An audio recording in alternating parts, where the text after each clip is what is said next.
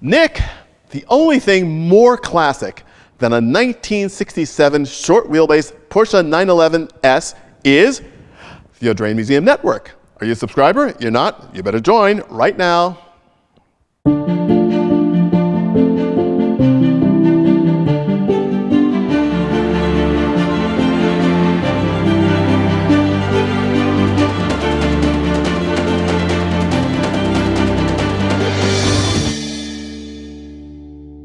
Hi, and welcome to the Audrain Automobile Museum and our exhibition Air-Cooled, Keep It Simple. I'm joined by my friend Nick Waller, and we are going to talk about two truly iconic air-cooled cars. In a previous video, we talked about the VW Beetle and how important it was in the history of air-cooled cars, certainly here in the modern age, and the car which came out of the Beetle, the great Porsche 356. Yeah. Now, this is a car that, again, I keep talking about my personal connections, and I have to. My very first car was a Corvair, and we'll talk about Corvairs a little later in one of these videos. But my second car was almost a 356B. There was something that just drew me to the whole idea of these rear-engine cars, rear-engine performance cars, and I thought there was nothing cooler than a 356 Porsche because I loved pre-war aerodynamic race cars, and this was a pre-war aerodynamic race car that you could buy right now. Absolutely. The 356 to me is one of the archetypal, most beautiful shapes, designed in a wind tunnel, great on the track, performed well at Le Mans, and sold in their tens of thousands, hundreds of thousands. Wonderful car that has stood the test of time. It's all about the design and then that design evolution into the 911. And it also has a characteristic shared by some of the cars we spoke about in an earlier video, which is the idea of lightweight and power to weight and fun to drive. Porsches were known, the 356, for being giant killers. Yeah. They were the cars that really taught a lot of people, especially Americans, that true performance didn't have to be found with a really big engine with a lot of power. Yeah. It was about how much power you had, how much weight you didn't have, and how you could use that power all the time. But it was also about the marketing too, because I think the marketing played an enormous role in the success of Porsche at the time. The films that it starred in, the film stars that drove them, that's what made the legend. And you too can own one of these cars, and you too can be the star of your street. I think it's a fabulous package. To that point, there are two things that immediately come to mind. One, of course, is the great Max Hoffman, importer extraordinaire, who was the driving force behind the Speedster, and a car that really put Porsche on the map in the 1950s. And another thing was, again, marketing, advertising. I remember vividly as a boy opening up a copy of Road and Track magazine and seeing this incredible ad, very simple. It was a 356C parked at SC, parked at a grade crossing while a train was going by. He thought, okay, what's this? How are you going to sell a sports car this way? And the caption was simply, the race car you can drive to work. I thought, wow. There you are. So simple. And they created all of these legends. Indeed, it created legends. And one of the things that also is so great about the 356 is the fact that its engineering, the capability of the chassis was so baked in that from the very first 60 horsepower models to the very last Carrera 2s, you had an amazing ability of these cars to do anything you wanted them to do. And also in terms of a nice, simple, air-cooled engine, well, Porsche took that to its ultimate expression with the 4-cam Carrera race engines. And it also begins to tell another part of the mysterious story of when is air cooling not air cooling, because the 356 and the early 911, which followed it, were air-cooled cars.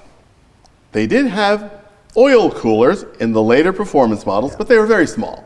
They weren't a real great part of the cooling system. But once you start to add real performance to an air-cooled engine, the air cannot cope. Air alone cannot cope.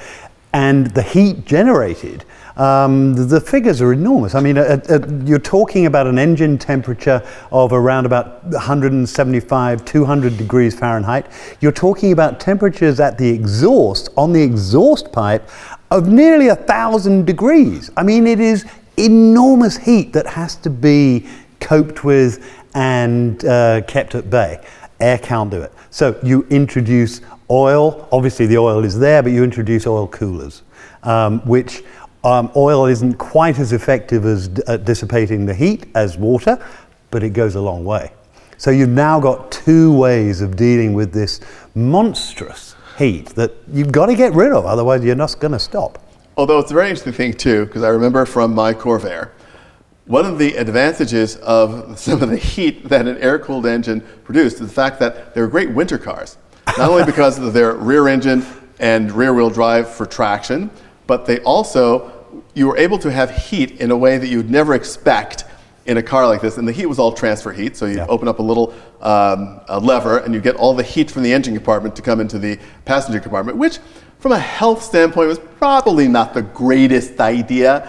But they also had, of course, gas-powered auxiliary heaters for Porsches in case you weren't going to get your heat fast enough if your engine didn't warm up as quickly as you'd like for it to do in the wintertime. So there was no danger there either. A gas heater. But I think that's one of the advantages or disadvantages with air-cooled. They don't heat up quick enough to make them work properly. And I think going back to your story about putting on the heat, I think we've all been guilty. Or we've all had stories of sitting in traffic and the needle is rising, it's rising, and rising. You go, oh, this is the middle of summer, it's 85 degrees out there, but I'm going to turn the heating on because I've got to get rid of this heat. Precisely. That's it. It's an old trick that unfortunately, a lot of young people who've only driven modern cars have never had the joy of watching the temperature gauge, first of all, because they generally get a warning light, and saying, okay, it's in the middle of the summer, I'm sitting in my car, I'm going to turn the heat all the way up, because we knew about heat transfer. Yeah. You learned about those things when you drove a car in the old days. Very quickly. One of the other things, talking about iconic 356 marketing, today these cars are thought of as fun weekend, nice weather cars, summer cars, but of course, again, because of their capability in winter, so many advertisements show people driving their 356s to the ski slopes, and you see the ski racks on the back. And this is how the cars were meant to be used. Of course. And it's an astonishing thing. A car for all seasons. Exactly. Yeah. Now, the 356 created the Porsche legend from 1948 to 1965. And in 1964, the company thought, okay, it's time to move on. We're going to introduce an all-new model that is so much more capable than the 356. And we're going to introduce the 901. And Peugeot said, non, je pense de non. That all numbers with a 0 are ours and you can't have it. And so it was renamed the 911. And of course, Porsche still makes a car today called the 911, which of course has absolutely nothing to do with the car that we're standing next to, which is, for me, as I mentioned in the opening video, the 911s of all 911s. Yeah. A 1967 911S, the first year of the S, short wheelbase car, amazingly balanced, and there's also something else about an air-cooled car, the sound. It's nothing like the sound of an early air-cooled Porsche. It's just a very, very special sound. It's so incredibly mechanical, it's noisy. It is. It's purity of line too. If you're going to design a small car, a sports car that looks fast even when it's parked in the driveway, this is really it. And the beauty of these early 911s is that they didn't change. They didn't expand. And if you look at silhouettes of the early 60s 911 to today's 911, it's double the size almost. Wider, taller, longer.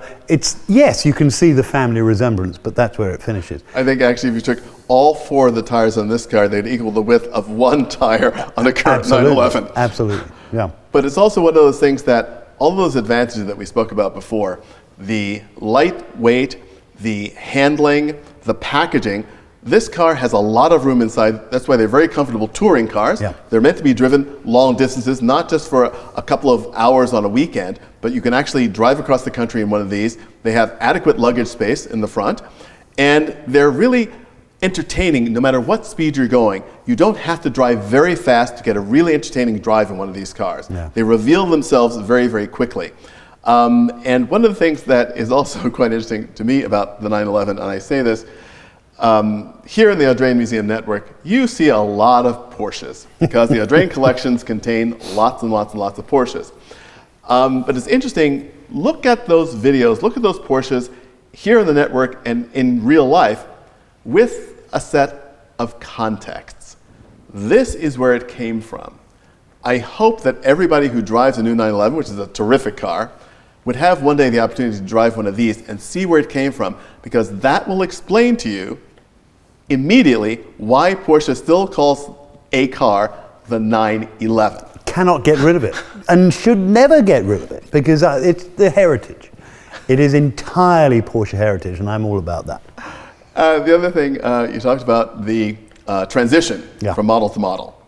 Now, one of the other things, we accept this today as one of the great cars of all time. Oh my God, absolutely how wonderful.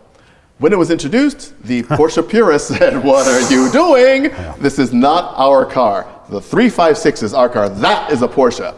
And a year after the 911 was introduced, they introduced the 912, which was the 911, the six-cylinder, flat six-cylinder, with the 356 SC four-cylinder engine in it. And that's also a car I love, the 912. Me too. It's a terrific, it's a great starter sports car. And I often tell people, if you're going to go buy a sports car, you don't really know what you want. Start with a 912 or an MGB or something like that. Simple, easy, low maintenance, but great, great fun. Absolutely astonishing. And so these cars are a part of this, such an important part of the air-cooled story. And they also give a great introduction to a video which will be the last in our series of highlights videos, in which we will take air-cooled to its very extreme. Yeah. It'll be another Porsche, but it is something that shows how far you can go with a basic concept. Thanks so much, Look forward Nick. to that. Thanks for joining us here in this video. We'd like to see you here in the gallery in Bellevue Avenue in Newport, or here in the Audrain Museum Network for our other videos. Check out all of our Porsche videos, and on the Bloomberg Connect's website. Thanks for joining us. See you again soon.